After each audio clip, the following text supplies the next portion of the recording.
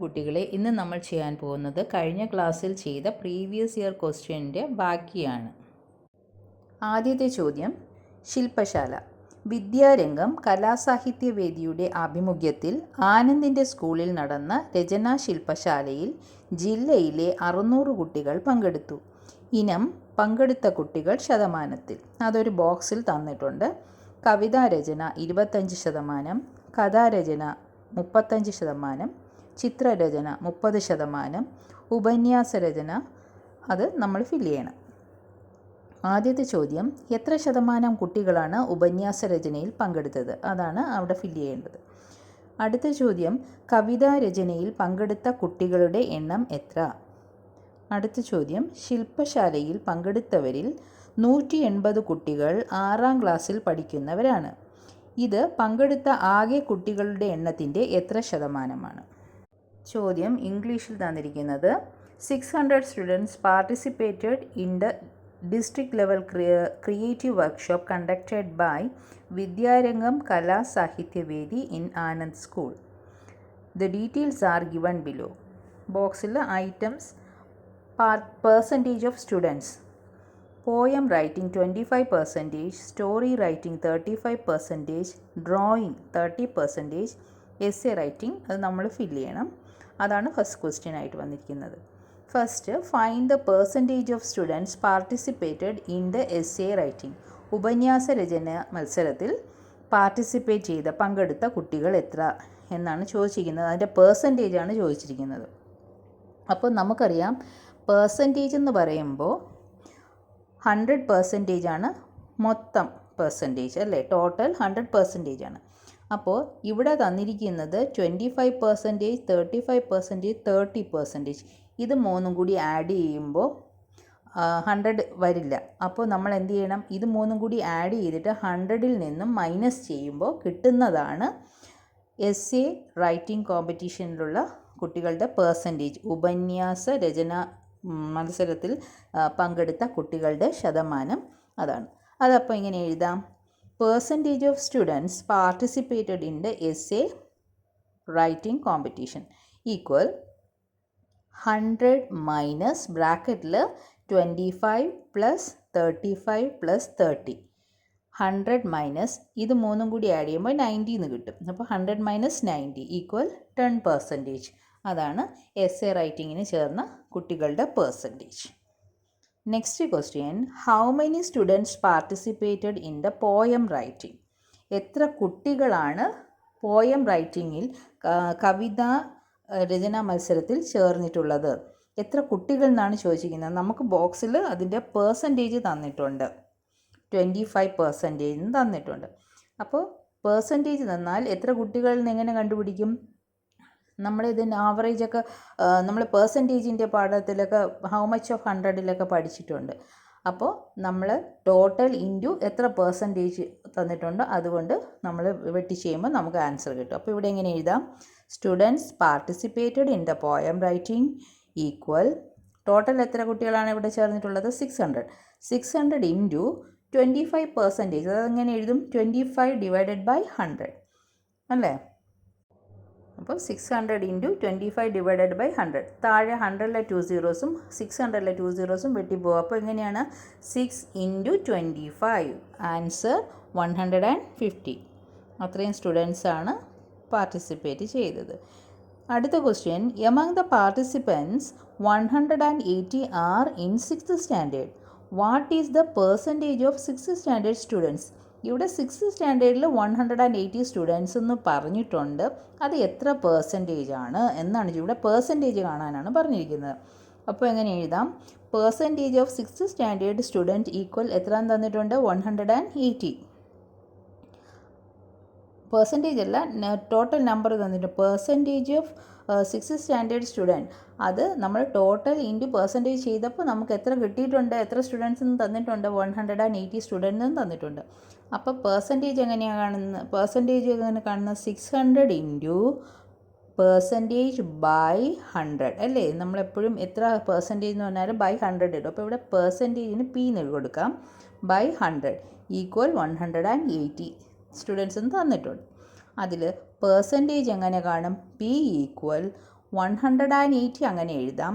ഈക്വലിൻ്റെ ഈ വശത്തുള്ള 600ഉം 100ഉം ഈക്വലിൻ്റെ മറുവശത്ത് പോകുമ്പോൾ നമ്മുടെ ഇവിടെ ഇൻറ്റു ആയിട്ടുള്ള മൾട്ടിപ്ലൈ ആയിട്ടുള്ള ഇതൊക്കെ അവിടെ ഡിവിഷനും ഇവിടെ ഡിവിഷനായിട്ട് വന്നുള്ളതെല്ലാം അവിടെ മൾട്ടിപ്ലിക്കേഷനുമായിട്ട് വരും. അപ്പോൾ ഇവിടെ 600 ഇൻറ്റു മൾട്ടിപ്ലൈ ആയിട്ടാണ് കിടക്കുന്നത്. അപ്പോൾ ഇവിടെ വരുമ്പോൾ 600 180യുടെ താഴെ ഡിനോമിനേറ്ററായിട്ട് വരും. ഇൻറ്റു ഇവിടെ 100 ഡിനോമിനേറ്റർ ആണ് അല്ലേ, ഡിവിഷനായിട്ടാണ് കിടക്കുന്നത്. ഈക്വലിൻ്റെ ഈ വശത്ത് വരുമ്പോൾ മൾട്ടിപ്ലൈ ആയിട്ട് വരും. അപ്പോൾ എങ്ങനെ എഴുതാം? 180 ഇൻറ്റു 100 ബൈ 600. അതിൽ താഴെ 2 സീറോസും 180 ഇൻറ്റു 100 എത്രയാണ്? 18,000 ഡിവൈഡഡ് ബൈ 600. അപ്പോൾ 600ലെ 2 സീറോസും 18,000ലെ 2 സീറോസും വെട്ടിപ്പോകും. അപ്പോൾ 180 ഡിവൈഡഡ് ബൈ 6 എന്ന് കിട്ടും അല്ലേ. അപ്പോൾ 180 ഡിവൈഡഡ് ബൈ 6 എത്രയാണ്? 30%. അടുത്ത question, let us find the factors. 36 is written as the product of prime numbers. 36 equal 2 into 2 into 3 into 3. Find the number of factors of 36. പിന്നെ ചോദിച്ചിരിക്കുന്നത് write 144 as the product of prime number and write all the factors of 144. മലയാളത്തിൽ question, ഘടകങ്ങൾ കണ്ടെത്താം. 36നെ അഭാജ്യ ഘടകങ്ങളായി പിരിച്ചെഴുതി നോക്കുക. 36 equal 2 into 2 into 3 into 3. ആദ്യത്തെ ചോദ്യം, 36ന് എത്ര ഘടകങ്ങളുണ്ട്? രണ്ടാമത്, 144നെ അഭാജ്യ ഘടകങ്ങളായി പിരിച്ചെഴുതി എല്ലാ ഘടകങ്ങളും കണ്ടെത്താൻ. അപ്പോൾ ആദ്യം എന്താണ്? ഘടകങ്ങൾ കണ്ടെത്താനാണ് പറഞ്ഞിട്ടുള്ളത്. അതായത് ഫാക്ടേഴ്സ്, നമ്പർ ഓഫ് ഫാക്ടേഴ്സ് എത്ര? 36ൻ്റെ number of factors. Number of factors എന്ന് പറയുമ്പോൾ ഏതൊക്കെ നമ്പർ കൊണ്ട് 36നെ നമുക്ക് ഡിവിസിബിൾ ചെയ്യാൻ സാധിക്കും, ഫുള്ളും ഡിവൈഡ് ചെയ്യണം, പൂർണ്ണമായിട്ടും ഡിവൈഡ് ചെയ്യാൻ പറ്റുന്ന നമ്പറിനെയാണ് ഇവിടെ ഫാക്ടേഴ്സ് എന്ന് പറയുന്നത്. അതിൽ റിമൈൻഡേഴ്സ് വരരുത്, ശിഷ്ടം വരാൻ പാടില്ല, ഫുള്ളും താഴെ 0 തന്നെ വരണം. അപ്പം ഏതൊക്കെ നമ്പർ കൊണ്ട് ഫുള്ളും ഡിവൈഡ് ചെയ്യാൻ പറ്റുമെന്ന് നോക്കണം. അപ്പോൾ നമുക്ക് നോക്കാം 36 ഫസ്റ്റ് ടേബിളിൽ നമുക്ക് അങ്ങനെയും നോക്കാം, ഏതൊക്കെ ടേബിളിൽ 36 വരും എന്ന് നോക്കിയാലും മതി. അപ്പോൾ ഇവിടെ അങ്ങനെയാണ് നിങ്ങൾക്ക് ഈസി ആയിട്ട് കാണിച്ചു തന്നിരിക്കുന്നത്. ഫസ്റ്റ് ടേബിളിൽ 136 ഈസ് 36 അല്ലേ. അപ്പം 1 ഇൻറ്റു 36, 1ൻ്റെ ടേബിളിലും 36 വരും, 36ൻ്റെ ടേബിളിലും വരും. അടുത്ത 2ൻ്റെ ടേബിളിൽ 36 വരുമോ എന്ന് നോക്കാം. നമുക്ക് അറിയില്ലെങ്കിൽ 2 കൊണ്ട് ഡിവൈഡ് ചെയ്ത് നോക്കിയാലും മതി. 2 കൊണ്ട് ഡിവൈഡ് ചെയ്യുമ്പോൾ 18 ടൈംസിൽ 36 വരുന്നുണ്ട്. അപ്പോൾ 2 18s are 2 ഇൻറ്റു 18 36. അപ്പോൾ അത് എഴുതാം. തേർഡ് ടേബിളിൽ വരുന്നുണ്ടോ എന്ന് നോക്കാം. അപ്പോൾ 12 ഇൻറ്റു 3, 3 ഇൻറ്റു 12 എത്രയാണ്? 36 വരുന്നുണ്ട്. 4ൻ്റെ ടേബിളിൽ വരുന്നുണ്ട്, 4 ഇൻറ്റു 9, 9 4s are 36 അല്ലേ. പിന്നെ 6ൻ്റെ ടേബിളിലും വരുന്നുണ്ട്, 6 ഇൻറ്റു 6 36. അപ്പോൾ അതിൽ നിന്ന് നമുക്ക് ഫാക്ടേഴ്സ് കണ്ടെടുത്താം. Factors of 36 equal 1 2 3 4 6 9 12 18 36. ഇതാണ് 36ൻ്റെ ഘടകങ്ങൾ. അടുത്ത ചോദ്യം, write 144 as the product of prime number and write all the factors of 144. അതായത് 144ൻ്റെ അഭാജ്യ ഘടകങ്ങളും എഴുതണം, പിന്നെ അതിലെ എല്ലാ ഘടകങ്ങളും എഴുതണം. അഭാജ്യ ഘടകങ്ങൾ അല്ലെങ്കിൽ പ്രൈം നമ്പേഴ്സ് എങ്ങനെയാണ് കാണുന്നത്? നമ്മളിതിന് നേരത്തെ പഠിച്ചിട്ടുള്ളത് തന്നെയാണ്. 144നെ ഇതിൽ എഴുതിയിട്ടുണ്ട്. 2ൻ്റെ ടേബിളിൽ 144 വരും അല്ലേ. അപ്പോൾ നമ്മൾ അറിയില്ലെങ്കിൽ എവിടെയെങ്കിലും ഡിവൈഡ് ചെയ്ത് നോക്കിയാൽ മതി. അപ്പോൾ നമുക്ക് 72 എന്ന് കിട്ടും. അത് 144ൻ്റെ താഴെ എഴുതണം.